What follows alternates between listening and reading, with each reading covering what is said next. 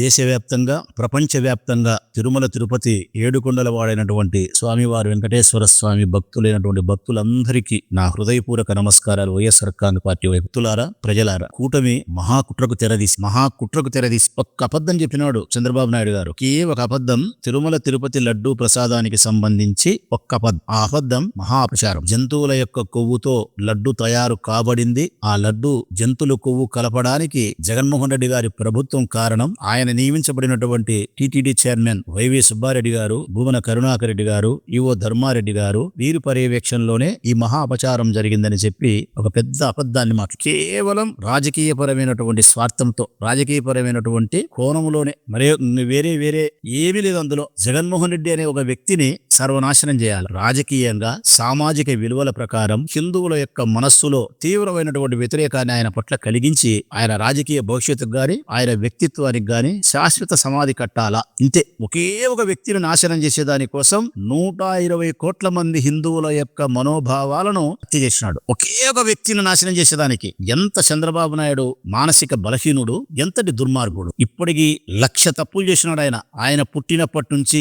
యుక్త వయసు వచ్చినప్పటి నుంచి ఇప్పటి వరకు 1,00,000 తప్పులు చేసినాడు ఆయన. కానీ ఇది ఘోరమైనటువంటి అపచారం. ఇది తప్పు అనే దానికంటే కూడా ఘోరమైనటువంటి అపచారం, పాపం. దేవదేవుడైనటువంటి ఏడుకొండల వాడైనటువంటి వెంకటేశ్వర స్వామి యొక్క ప్రసాదాన్ని జంతువుల కొవ్వుతో కలపబడింది, కల్తీ కాబడింది. ఈ ప్రసాదాన్ని భక్తులందరూ స్వీకరించినారు. ఈ ప్రసాదాన్ని స్వామివారికి నైవేద్యంగా సమర్పించినారని చెప్పి మహాపచారం. మరి వారి అబద్ధానికి ప్రపంచవ్యాప్తంగా భక్తులంతా బాధపడతా ఉన్న సందర్భంలో మా అభ్యర్థన మేరకు, ఇది ప్రజలు భక్తులు గమనించాల, మా అభ్యర్థన మేరకు వైఎస్ఆర్ కాంగ్రెస్ పార్టీకి సంబంధించినటువంటి మాజీ టీటీడీ చైర్మన్ వైవి సుబ్బారెడ్డి గారి అభ్యర్థన మేరకు, జగన్మోహన్ రెడ్డి గారి చిన్నాయనైనటువంటి వైవి సుబ్బారెడ్డి గారి యొక్క అభ్యర్థన మేరకు సుప్రీంకోర్టు వైవి సుబ్బారెడ్డి గారు, ఇట్లా చంద్రబాబు నాయుడు గారు ముఖ్యమంత్రిగా హోదాలో ఉండి ఏ దర్యాప్తు సంస్థలు దర్యాప్తు చేయకుండా, ఏ విచారణ నివేదికలు లేకుండా గాలి మాటలను, అబద్ధపు మాటలను ప్రచారం చేసి 120 కోట్ల మంది హిందువుల యొక్క మనోభావాలను హత్య చేసినాడు. దీని మీద సుప్రీంకోర్టు వారు, గౌరవ సుప్రీంకోర్టు వారు జోక్యం చేసుకొని సిబిఐ చేత విచారణ చేపించి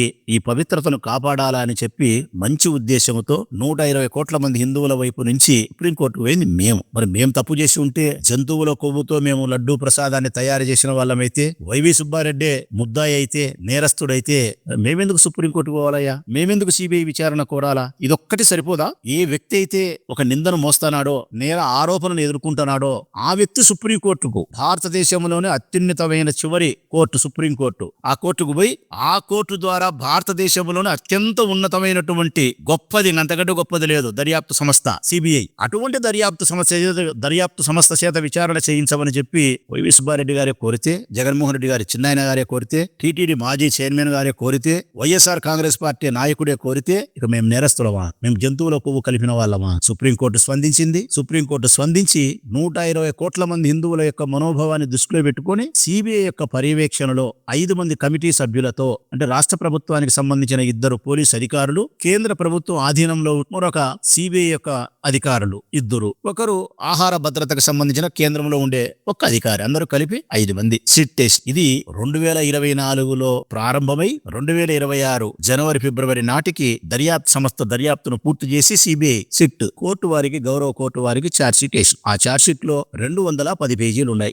210 పేజీలు స్పష్టంగా 209, 210 పేజీలు క్లియర్ కట్ గా చెప్పబడతా ఉంది. సిబిఐ ఈ సిట్ చేసిన దర్యాప్తులో వారు పొందుపరిచిన అంశం ఒక మాటలో చెప్పాలంటే, ఈ యొక్క లడ్డూ ప్రసాదములో జంతువుల యొక్క కొవ్వు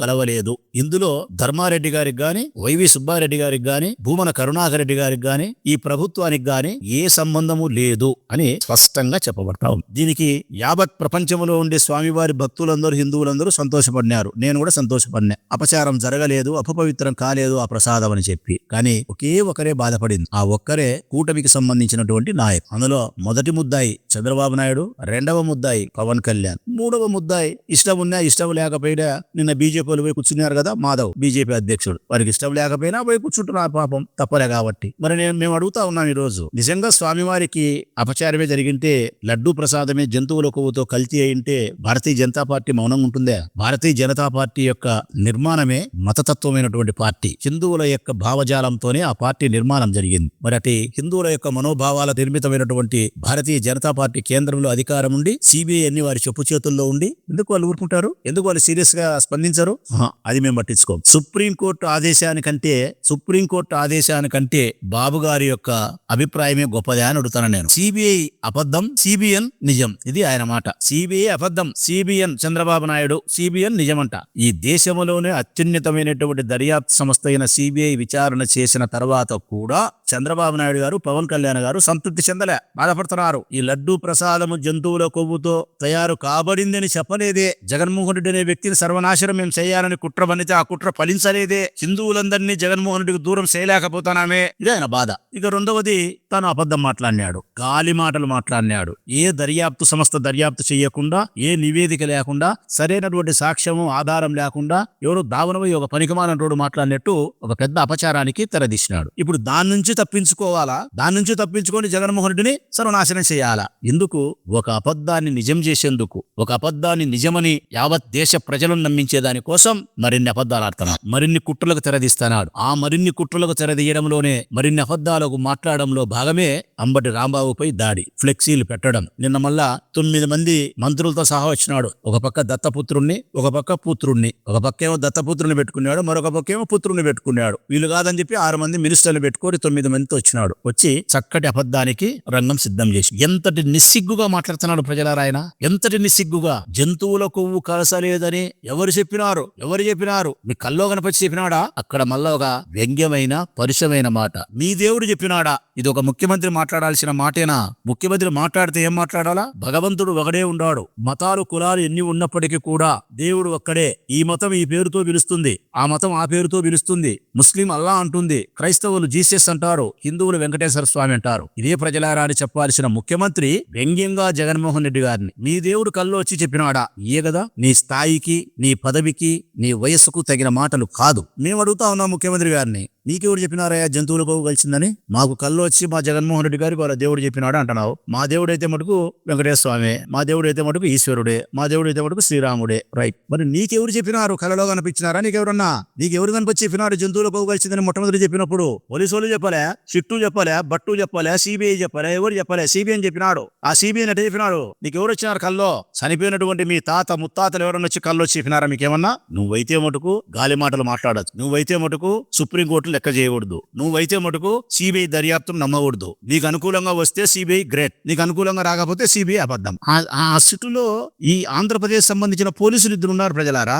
నీ ప్రభుత్వంలో పనిచేసే పోలీసు అధికారులు ఇచ్చిన విచారణ నివేదిక సక్రమైంది కాదంటున్నావంటే నీ ప్రభుత్వం మీద నువ్వే ఉమ్మేసుకుంటున్నావు. ఆకాశం మీద ఉమ్మేసే నీ మీద పడినట్టు నీ ప్రభుత్వం మీద నువ్వే మచ్చ పెడుతున్నావు. నీ పోలీసు అధికారులు సక్రమైన వాళ్ళు కాదు, అసమర్థులు అని చెప్తున్నావు నీ ప్రభుత్వంలో. మరి నీ ప్రభుత్వంలో నీ పోలీసు అధికారులు అసమర్థులైనప్పుడు రేపు ఏకసభ్య కమిషన్ అని వేసినావు. దాంట్లో ఎవరు చేస్తారా విచారణ? ఈ ఆంధ్రప్రదేశ్ పోలీసు వాళ్ళనా విచారణ చేసేది? లేకపోతే నీ మంత్రులు చేస్తారా? మళ్ళీ వీళ్ళే కదా చేసేది. నిన్న చేసిన సిట్ అధికారుల కంటే ఈ ఏకసభ్య కమిషన్ లో ఉండే పోలీసు అధికారులు ఏమన్నా సింగపూర్ నుంచో లేకుంటే రష్యా నుంచో వచ్చినారేమన్నా? కాబట్టి నువ్వు ఏమి రాపియాలనుకుంటున్నావో అది రాపించేంత వరకు విచారణ కమిటీలు పడతానే ఉంటాయి. నువ్వు ఏం రాపియాలనుకున్నావు? ఈ లడ్డు జంతువుల కొవ్వులతో, పంది కొవ్వుతో, గొడ్డు కొవ్వుతో, చేపల కొవ్వుతో తయారు కాబడింది, అపవిత్రమైంది, భక్తులందరూ ఆ లడ్డు తిన్నారు, దీనికి కారణం జగన్మోహన్ రెడ్డి అని రాపిచ్చేంత వరకు ఎన్ని కమిటీలైనా బెచ్చనే అంటావు. ఇది ఎట్లుంది నీ కమిటీలు అంటే గన 12వ తరగతి చదివినాడు మళ్ళా 1వ తరగతి చదివినట్టుంది. 12వ తరగతి పూర్తి చేసిన వాడు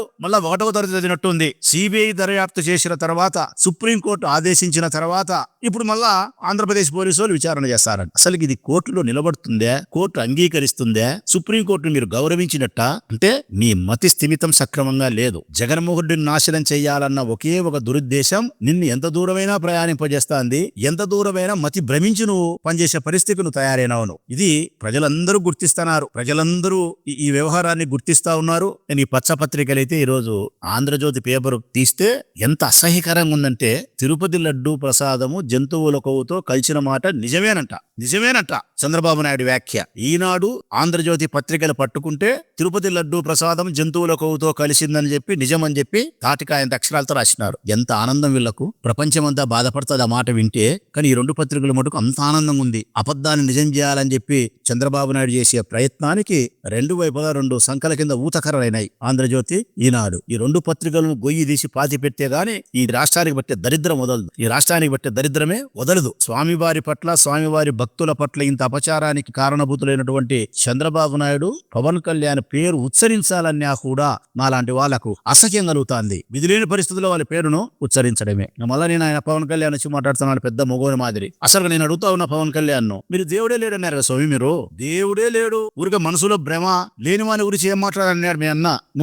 నువ్వైతే తీర్మానంగా పెద్ద మాటే మాట్లాడినావు. మేమెంతో పవిత్రంగా హిందువులమైనటువంటి మేము దేవుని పట్ల భక్తి భావం కలిగినటువంటి మా కుటుంబ సభ్యులం అందరం ఎవరమైనా ప్రజలం ప్రతిరోజు దేవునికి దీపారాధన చేస్తాం. దీపారాధన చేసి దేవుని దగ్గర దీపారాధన ఆ దివిని పెడతాం. దాన్ని వెలుగుగా మేము భావిస్తాం. భగవంతునికి మేము ఇచ్చేది ఆ వెలుగును, ఆ అగ్నిని. మీ నాయన సిగరెట్ ముట్టించుకున్నాడని చెప్పినావు. దేవుని యొక్క దీపారాధనతో సిగరెట్ ముట్టించుకునే తండ్రి మీ తండ్రి, మాకు దేవుడు అంటే నమ్మకం లేదని చెప్పిన నీవు ఈరోజు సనాతన ధర్మమా? సనాతన ధర్మములో ఒక వివాహం చేసుకున్న తర్వాత భార్యను చిట్ట చివరి వరకు శ్వాస ఉన్నంత వరకు ప్రేమించాలా, గౌరవించాలా, సంరక్షించాలా. మూడు పెళ్లిళ్ళు చేసుకొని విడాకులు ఇచ్చి మూడో పిల్లం మా పిల్లం క్రిస్టియను, నేను కూడా బాప్టిస్టిజం తీసుకున్నా, అంగోడి తీసుకున్నా అని ఒకసారి చెప్తావు, ఒకసారి సనాతని అంటావు, ఒకసారి సిగరెట్ ముట్టించుకునే అంటావు, ఒకసారి దేవుడు లేడు అంటావు, ఒకసారి నేను మచిలీపట్నంలో పుట్టినా అంటావు, మళ్ళీ భీమవరం పోతే భీమవరంలో పుట్టినా అంటావు, ఒంగోలు పోతే ఒంగోలు పుట్టినారా అంటావు. నీకెక్కడ సనాతన ధర్మం, నీకెక్కడ హిందూ భావజాలం ఉంది? నీకుండేదల్లా ఒకటే, చంద్రబాబు నాయుడికి ఊడిగం చేసే బానిసతత్వం. చంద్రబాబు నాయుడు యొక్క జెండాను మోయడమే, చంద్రబాబు నాయుడు యొక్క అబద్ధాలను నీవు నిజం చేసేదాని కోసం